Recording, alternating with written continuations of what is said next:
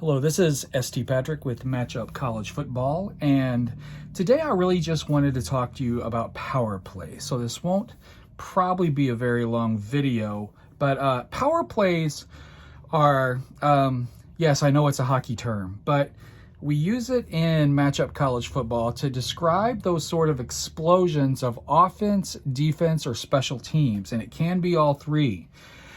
And what happens is that you will roll a power play and then you can decide if you're going to use the power play that you have. It's not automatic. So first of all, let's talk about how we decide if I have cats in the house, and hopefully we'll keep them off the table. But if we can decide who has how many power plays. So right here we have Oklahoma against Oklahoma State. This is the 1987 Oklahoma Sooners against the 1988 Oklahoma State Cowboys. On the back of the sheets, you'll see a power score for both teams. Oklahoma has a power score of 9. Oklahoma State has a power score of 5. What you do, and it's pretty easy math, you just do 9 minus 5. So for this game, Oklahoma will have 4 power plays that they can use whenever a power play is pulled on a fat card during the game. Oklahoma State will not have 0. Oklahoma State will have 1. The lower team, as long as it's in the same division, and by same division, I don't mean conference. By same division, I mean FBS, FCS, Division II, Division III, or NAIA. As long as they're same division schools, the lower team will still have 1 to use in the game. The higher team will have the result of the subtraction. So 9 minus 5 equals 4. Oklahoma will have 4 in this game. Oklahoma State will have 1. When Oklahoma or Oklahoma State pulls a fat card, and you see, like right here on outside run, it's power play. It could also be something like on screen pass, you'll see the option to have a power play. The team with the highest power score, Oklahoma, will decide, do I want to use my power play here or not? If they say yes, they will use it on either run or pass. Whatever this card was, whatever this play call was, is where you use it. So here are the rush power plays for Oklahoma. Here are the pass power plays for Oklahoma. Now, let's say Oklahoma's on offense. They have the highest power score. They get to decide if they want to use the power play. They're probably going to run. Let's say power play on outside run, so they would be rolling off of here. If it's, say, early in the game, or if it's inconsequential and they want to sort of hold on to their power plays, they could say no. Then Oklahoma State can also say, do I want to use it here or not? They are on defense. Their defensive power plays are right here. What happens on a defensive power play? It could be anything like a pick six. It could be a return for a touchdown on a fumbled ball, per se. I couldn't think of the word for a second. It could be that. It could be a sack. It could be a pass breakup, or it could just be an incomplete pass. I said earlier that these are explosions of offense or defense. Now, I will say not everyone is an explosion. However, the explosions are going to be here. So you'll see the players' longs on rushes, on passes and receptions, or on things like a pick six. You'll see those occur on the power plays. That's where you really have your explosions of yards. Whatever it is, though, it will always advantage the team using the power play. Even if it's, say, a 12-yard run, a 15-yard pass, or just causing an incomplete pass on defense. All of those are possible, but it will always advantage the team using the power play.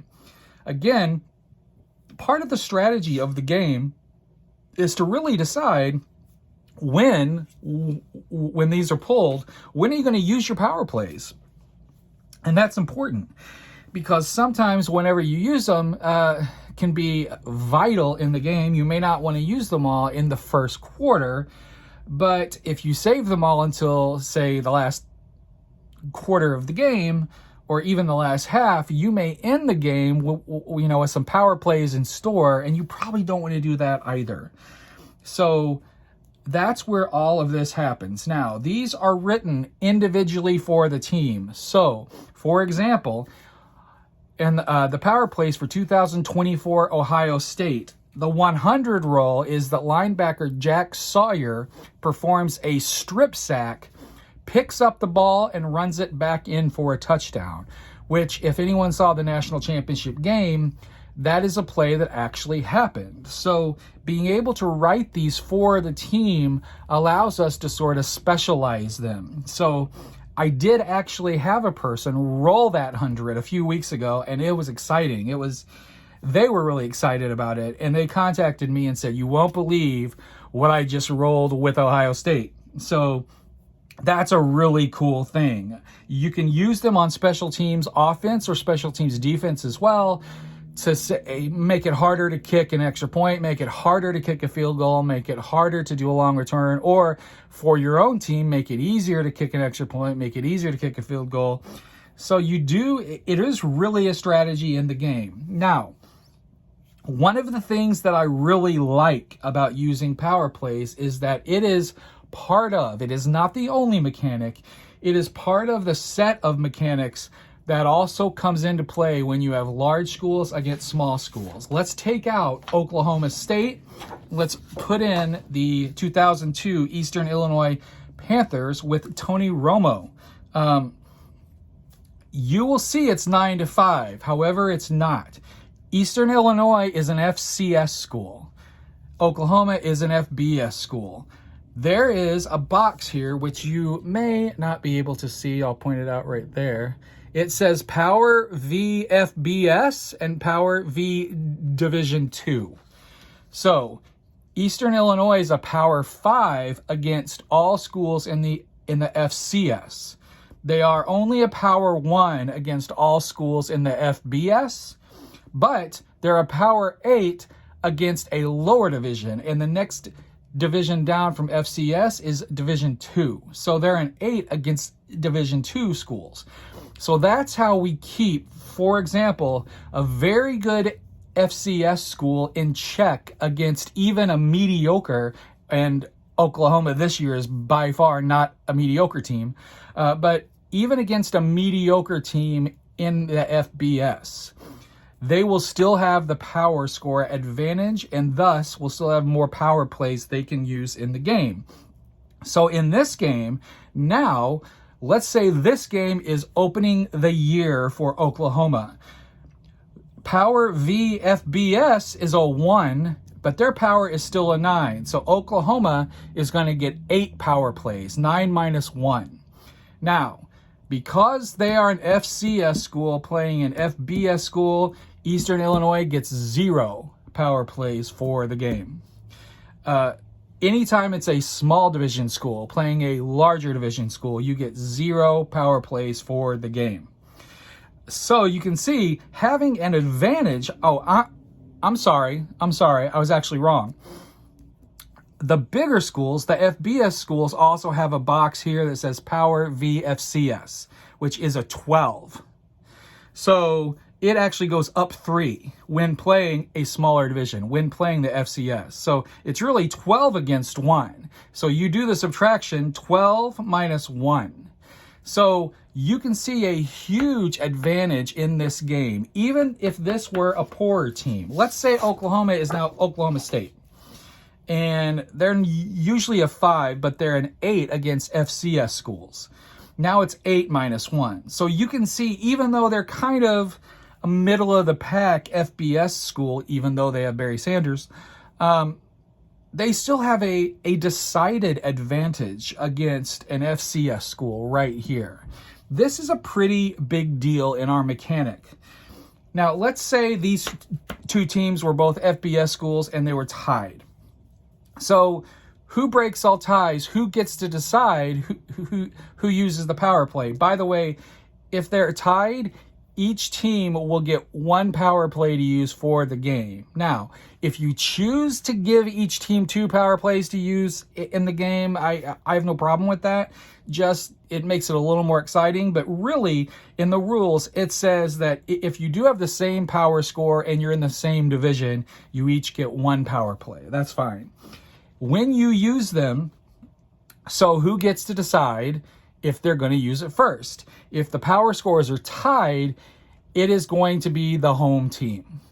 If the power scores are tied and you're at a neutral site, you basically roll for it. So there is a way to break that down. It's also the same instruction as you would have if you have a tie on the matchups. So that is how you do power plays in the game. We have an entire mechanic. One thing I wanted to do is, and this is also in the rule book, by the way, one of the things that I want to do is to give an advantage to the larger division team playing in small schools, or playing small schools, but still allow a minute chance for a major upset. And so we do still have that. You will see these instructions for how to play a larger school against a smaller school. So even if you have, say, New Mexico State or some sort of a smaller school that's not very good, or a Troy State on a bad year, they could still hang in there against the FCS champions and probably win. If you have an FCS champion taking on a Division II team, they're probably going to slaughter them. But if the Division II champions take on a poor FCS school, the FCS school will still have an advantage. See, the larger division school will always have an advantage, in part because of the power plays. And so if you have any questions, you can email me at matchupfootballgame@gmail.com. That is matchupfootballgame@gmail.com. More than happy to answer any questions you may have about power plays. But it's a pretty cool mechanic in the game, and it's one with which you really do need to use a little bit of strategy. And so that's it for today. Those are power plays, and that's how we use them. Thank you guys very much, and I'll see you next time.